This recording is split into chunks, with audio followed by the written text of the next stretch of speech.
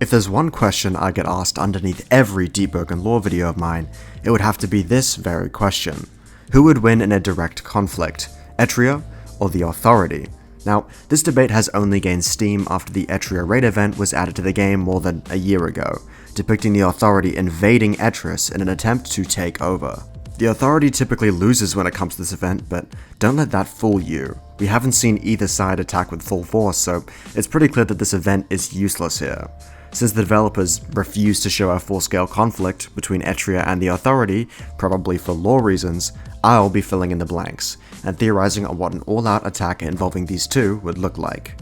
My name is Irma's Metal, I'm your lore master, and today we'll get to the bottom of who wins, Etrea or the Authority. Before that though, allow me to introduce this video's sponsor, HelloFresh. Yeah, that was a joke. Today's sponsor is actually me. Go figure. There's a multitude of ways to support me and my recovering upload schedule, paid memberships, etc. But if you really want to help me, liking the video and subscribing does wonders. It's a win-win. You subscribe, blow the channel up, I become super rich and famous and awesome, and I give you lore. Wow! Let's work together here, all for free.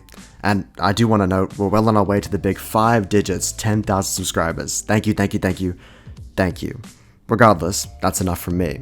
Without further ado, let the battle between Etrea and the Authority begin. Now, allow me to introduce you to these two factions, Etrea and the Authority respectively. First, Etreus, which I'm sure all of you are familiar with, as that's where you spawn when you're beginning the game for the first time. Etrea holds a monopoly over a whole section of the game, namely the sub-luminant titled the Etrean Luminant, which you, of course, spawn in. While this Luminant is just a section of the larger Eastern Luminant, it's still impressive that Etrea holds this much influence in the surface world. Etreus is currently led by the enigmatic Lord Regent, which obviously we know is secretly a ministry prophet and an immensely powerful contractor. Besides Regent, the other major player for Etreus lies within their subdivision of the Isle of Vigils, Maestro Evangard Rest, possibly the strongest person involved in this whole video, bar one that I'll get into later.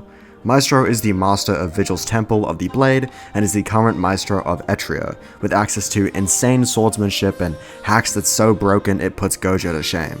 Besides these two, Etrea has access to Regent's Royal Guards, Vigil Swordsmen, and Etrean Guards, meaning they're a pretty top-heavy, glass cannon type of faction.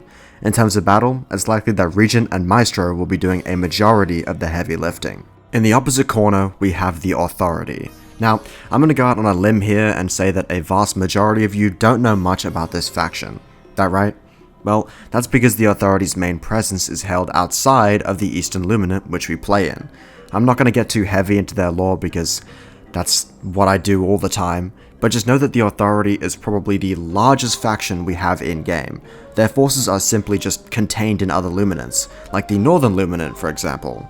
The Authority is a direct result, effectively the offspring of the former Adresian Empire, being led by a mysterious man named Dralis I plan to make one final video on Dralis and his empire as, well, the previous one was unfortunately incorrect. All you need to know is that Dralis has celestial ties and is rumored to be immortal. Beneath Dralis are the Authority Wardens and their Vice Wardens, some of which presumably wield the Oath Chain Warden. Besides that, the Authority has the largest fighting force that the world of Deepwoken has ever seen, as they've been confirmed to dominate every faction based on sheer numbers alone. Okay, so now we've got our matchup. The top-heavy underdogs facing up against the strongest fighting force in Deepwoken history. Who wins? Well, that's what we're about to discuss, but perhaps discuss isn't the right word for today's video. This is a conflict that's hotly debated amongst community members who aren't extremely well versed in lore, but when I spoke on this topic amongst people who were, we reached a conclusion extremely quickly. This fight isn't remotely close. Imagine for a second that you're watching over this battle, an invisible spectator that's responsible for overseeing the full-scale conflict between Etrea and the Authority. You stand above the impending conflict, an unbiased spectator, marveling in the sheer presence of this much force. However, something becomes immediately apparent. Etrea is hopelessly outgunned. There's no real way to estimate the full manpower of these two factions, especially in relation to one another. Etreus has shown up to this fight with probably about half a Luminant's worth of men, impressive for sure. but the Authority shows up with at least 4 times that amount, and that's a lowball. This is also excluding the potential inclusion of the Authority's naval force, which we know is vastly superior to that of Etrus's, and could be the potential ace in the hole for the men in grey armor. However, even placing this naval might aside, it becomes immediately clear that Etrea doesn't have a leg to stand on when facing the full might of the Authority. A brute force battle is impossible, and Etrea are now under pressure to play to their strengths.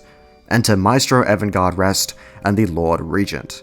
Lord Regent fights at range, bound to his coral throne to boost his strength, and Maestro Evangard Rest stands with his loyalists at the front lines.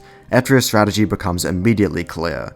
Use their heavy hitters to massacre the strongest soldiers in the Authority's army, and then use the might of Maestro and Regent to overcome the manpower disparity.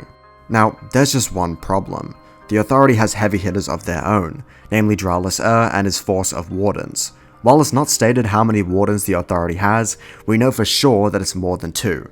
In fact, even when separated from the sheer manpower of their military forces, just 3 Wardens are more than enough to handle both the Lord Regent and the Maestro simultaneously. Yes, they're that strong.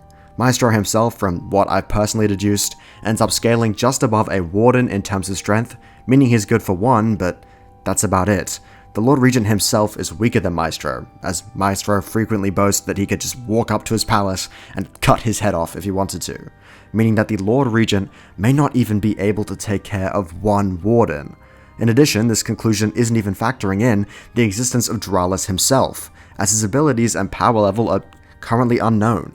Regardless, his feat of surviving the Godstorm and earning the right to lead the most powerful empire in existence speaks for itself. I wouldn't be surprised if Dralis had some mountain-moving reality erasure hacks like King Crimson, where his mere presence on the field is enough to incinerate the whole Etrean army. That's not it either. You can try to spin this fight in really any way. The top 5 fighters from each faction, the top 10 fighters from each, taking away the grunts and regular soldiers, and the Authority comes out on top 10 times out of 10. The only real scenario where Etrus wins is, coincidentally, the Etrus raid event we see in-game, because the Authority has no heavy hitters, and they only have access to a minuscule amount of their forces, because the Lightkeeper refuses to let their full forces into the Eastern Luminant. Let's put it this way, if the Authority's Lightkeeper wasn't restraining their manpower, we'd be starting the game in the Authority Luminant instead of the Etrean Luminant. So how do I see this fight going? Well, to sum it up, I think Maestro and Regent combined could maybe take care of 2 Wardens, and let's just say for argument's sake that there's somehow only 2 Wardens on the battlefield. They still have to bust through a whole bunch of Vice Wardens who are all using Chain Warden, as well as Dralis himself, and the largest army in the history of Deepwoken. Even if 2 of them somehow manage to take out the Authority's heavy hitters, they just don't have the stamina to beat multiple Luminants worth of soldiers. Lord Regent, 100 legions, I'm not Norwegian. Authority in 5. There's also one more thing I neglected to mention in this debate, for a reason. Quick quiz for those of you who are longtime fans of the channel. Who have I previously claimed is the strongest being in Deepwoken? I'll simply say this. For my Etrus fans out there, would you like the Authority to bring the Meat Lord or not? Regardless, that's all from me. Thank you for tuning in as always. Remember to like the video and subscribe. Even consider becoming a member if you'd like. Wow, plugging myself. Until next time, I've been your one and only Lore Master.